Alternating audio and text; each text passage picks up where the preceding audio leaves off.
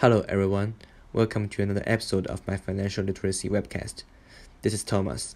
Today, I am going to discuss some strategies to live with roommates. If you want to live with roommates, the first reason will usually be saving money. However, it doesn't mean there are not financial challenges living with others. I have a few tips for you to correctly split living costs with your roommates and save some real money. Right after you know who you will live with in the future, you need to have a conversation with them on how to split costs fairly. First, you need to avoid splitting costs of expensive items, because when someone moves out someday, it will be hard for you guys to figure out who this belongs to. Therefore, I recommend that everyone buys few necessary items they want to take when they leave, instead of splitting cost of everything. Moreover, you can charge your roommates for a fixed amount of money for costs like cleaning products and TV shows. You also need to keep in mind that private things people don't feel comfortable to share are not reasonable for everyone to split the cost. Other than having an agreement on cost split, you have to track each person's spends on shared expenses. For example, you can record each expenses on a spreadsheet and calculate the average expenses and use e-transfer to reimburse any differences of payments at the end of the month. Moreover, don't forget to pay your landlord rents and remind your roommates to do so. Now you know how to make sure that you split expenses fairly with your roommates, but you also have to know what expenses can be shared or cannot be shared.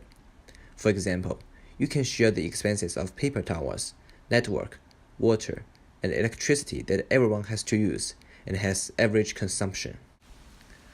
However, expenses of things like food and even Tide Pods are not recommended to be shared, because people have different preferences and amount of consumption on certain things. It will be complicated for you to split such expenses with your roommates, but I believe it will not be a problem for you to borrow some ingredients from your kind and helpful roommates when you really need this food but you don't have them at that time. Sometimes, a formal contract is much more effective than oral agreements when it comes to solving financial issues between roommates.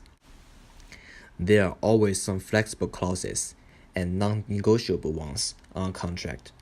For example, if you have a cleaning schedule that everyone obeys, it won't be too bad for you guys to help each other out when someone has important things to do on his duty time. However, some rules cannot be negotiated. For example, I personally would never allow my roommates to take a bunch of friends home and have a crazy party till 2 a.m. There's no standard contract for everyone who lives with roommates to use, because everyone has different habits and styles. What you need to do is having a thorough conversation with your roommates and develop a contract that you guys all agree on, so don't feel awkward to talk about money with your roommates. It seems everything is going to be really easy to handle after having these contracts. But what you are going to do when unexpected expenses, like damage of shared utilities or personal items, comes out? Now is the time for you to use your communication skills to figure out who caused the damage and how many portions of repair expenses each one should pay. That is all we have today. I hope you have learned something about living with roommates. Thank you for watching. Don't forget to subscribe down below, and I will see you in the next video.